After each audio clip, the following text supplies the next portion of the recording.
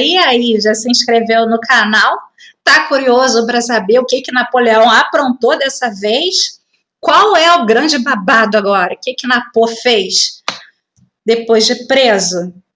Será que um cara preso numa ilha é capaz de fazer alguma coisa? Um cara normal não, mas Napô, sim. Então vamos ver o que Napô aprontou. Governo dos 100 dias, pelo nome você já consegue imaginar? Napô é sinistro, gente. Napô reuniu um grupo de 1.000 soldados e apoiadores, mesmo estando preso numa ilha no meio do mar, entendeu? E esse grupo de apoiadores vai ajudar ele a fugir desta ilha de barquinho. Olha como esse cara é sinistro, gente. Ele saiu de barquinho, fugiu da ilha, chegou em Paris. Depois o rei Bourbon, que tinha voltado ao trono, que era Luís XVIII, irmão de Luís XVI, que estava governando a França, desde que Napô foi preso na ilha de Elba, né, reconduzido pela coalizão. E Luís XVIII, que não era besta nem nada, saiu correndo de Napô, porque ele resolveu que não ia enfrentar Napô, não. Porque é um cara, meu bem, que consegue dominar a Europa inteira praticamente, que declara um bloqueio continental à Inglaterra, que é preso numa ilha, foge dessa ilha, consegue ainda 1.000 seguidores para apoiar ele nessa loucura, e invade Paris e toma o trono. Eu não vou brigar com ele, não. Além do mais, meu irmão perdeu a cabeça, né? Ele pensou na Revolução Francesa. Então eu vou, me mandar daqui. Foi o que ele fez. E Napoleão pegou, sentou no trono de novo, porque afinal de contas o imperador era ele, e passou a governar a França novamente. Jogou na cara da coalizão. Então os ingleses, os espanhóis, os prussianos, os russos, os austríacos ficaram revoltadíssimos, gente. Você imagina o ódio dessa gente. Porque Napoleão fugiu e teve essa pachorra, essa cara de pau de voltar para a França, de voltar para Paris e governar a França. Bom, mas isso aí durou só 100 dias, tá? Porque ele juntou lá os homens dele, os 1.000 e pouco que ele conseguiu, e foi lá na Batalha de Waterloo lutar contra os ingleses e os aliados, que estavam com sangue nos olhos, com ódio, Napoleão Bonaparte. Desgraça, que parece filme de terror que você acha que matou, mas a pessoa revive. Napoleão era desses. Então, Napoleão, essa criatura incrível da história. Ele renasceu ali, ele conseguiu sair da ilha, ele estava governando novamente e ele foi lutar na Batalha de Waterloo, crente que ele ia ganhar, né? Só que não, porque os ingleses estavam com sangue nos olhos, o resto também, e ele vai perder a Batalha de Waterloo porque ele não conseguiu formar um exército de 600 homens, né, gente? A gente já sabe que morreu muita gente na Rússia. Bom, e aí eles venceram na Batalha de Waterloo. Novamente Napô foi preso e dessa vez eles aprenderam a lição. Colocaram Napô lá numa ilha no meio do Oceano Atlântico, perto da costa da África, que é para ele não fugir.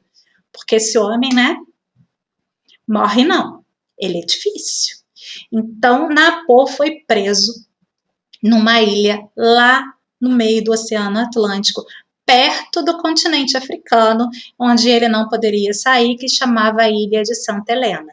E lá ele ficou até o dia da sua morte, em maio de 1821.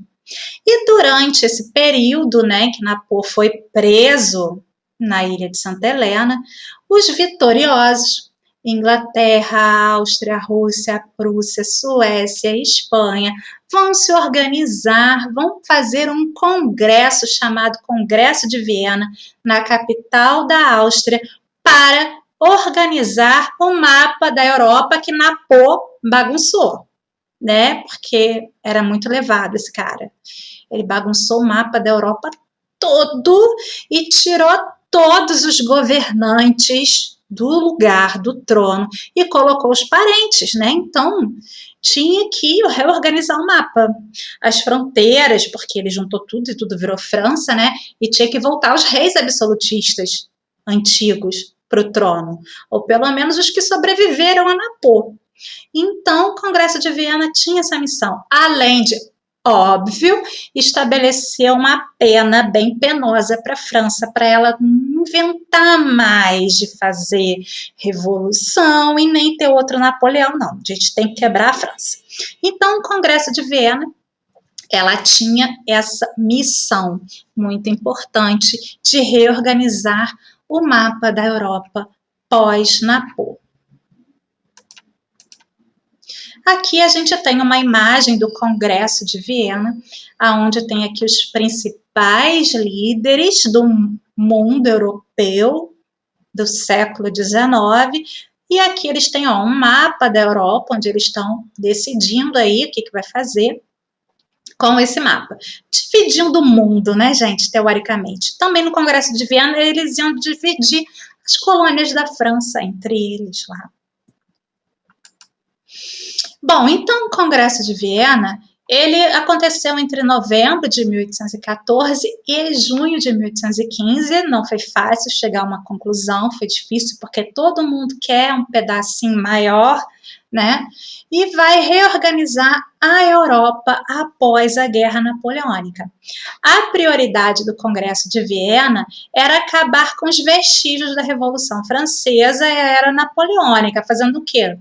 Criando uma grande penalidade para a França, que ela tinha que pagar uma indenização milionária a cada um dos países que Napoleão prejudicou. Então, era uma grana. E com isso a França ia ficar pobre e ia voltar mesmo a dinastia Bourbon, o poder, voltava Luís XVIII e a França sossegava, acabava essa história aí de liberalismo e de Revolução Francesa. A intenção também era redesenhar, como eu falei, as fronteiras, tanto da França quanto da Península Itálica, né, que foi bagunçada, dos estados alemães, que estavam todos bagunçados, e restaurar a família Bourbon no trono da França, da Espanha e do Reino de Nápoles. Famíliazinha para ter rei, né, gente? Então, essa dinastia Bourbon tinha reis em vários países da Europa. Entre as principais decisões do Congresso de Viena vai estar a reorganização do território da Europa e isolar a França como forma de evitar novas guerras. Então, a França fica lá isolada e bem endividada para que não aconteça novamente. Só depois, na Primeira Guerra Mundial. Não, vai ter depois a Guerra Franco-Prussiana. Mas isso depois, né, gente? Mas confusão no nível só depois no século XX. E a gente vai ver mais para frente. E o Congresso de Viena tem tudo a ver, tá bom, com a Primeira Guerra Mundial. Como eu já disse, a nossa matéria de história tá tudo junto, tá tudo ligadinho, tá tudo junto. Se você não sabe, se você não aprendeu, se você não entendeu um negócio, você volta a essa aula depois para ficar entendendo tudo, tá bom? Então, vamos falar especificamente sobre dois princípios utilizados no Congresso de Viena para reorganizar a Europa toda direitinha, como foi reorganizado. Esse aqui é o trabalho, né, do Congresso de Viena, já prontinho, os reinos reorganizados, do jeito como deveria ser. A França perdeu um territóriozinho aqui, né, como punição, perdeu muito não, deu sorte. Mas aqui temos já tudo organizadinho. E esses princípios que nós vamos estudar é o princípio da legitimidade e do equilíbrio de poder, que é utilizado no Congresso de Viena e que sempre é questão de prova, sempre cai em vestibulares da vida. Então, vem comigo, se liga aqui. Então, os líderes, né, participantes lá do Congresso de Viena, eles vão usar dois princípios para fazer aquela organização lá que a gente viu do mapa.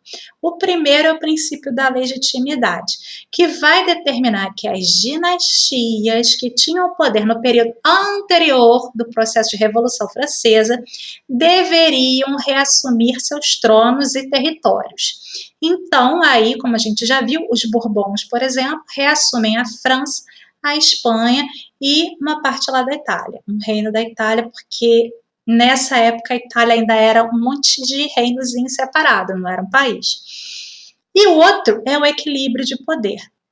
O equilíbrio de poder vai estabelecer, então, formas de que mais nenhum país resolva fazer o que a França fez. E aí essas formas de equilíbrio de poder não vão dar muito, vão dar certo por um tempo, mas vão acabar dando todo errado na Primeira Guerra Mundial, vai ser a causa da Primeira Guerra Mundial, porque não deu muito bem certo. Né? Então, esse equilíbrio de poder vai pregar que as potências que ganharam a guerra contra a França, que por acaso, se você pegar essa galera aí, destrinchar, vocês vão ter a primeira Entente e vocês vão ter aí os aliados, a Tríplice Entente e os aliados, pensa bem, tá aí. Então, pregava que as potências que ganharam a guerra contra a França vão ter o direito sobre territórios fora do continente europeu, ou seja, colônias da França na África, né, por aí no mundo, na Ásia, passam a ser deles. E aí, ó, o babado já começando aí da Primeira Guerra, né? Europeu pertenceria àqueles que venceram, né, que por merecimento participaram da luta contra Napoleão. E vai ser também aí no traçado desse território, né, em que, por exemplo, o Império Austro-Húngaro vai unir aí a parte do leste europeu que não queria estar junto com ela, né? Que seriam os eslavos, que vai dar o problema da Primeira Guerra Mundial. E aí também vai ser nesse momento que o território prussiano ganha mais força e anexa outros territórios, que vai dar origem ao pan-germanismo, que vai acabar na Primeira Guerra Mundial. Enfim, gente, o Congresso de Viena tá lá, acaba sendo um processo, um caminho para a Primeira Guerra, ok? E assim nós terminamos a nossa aula.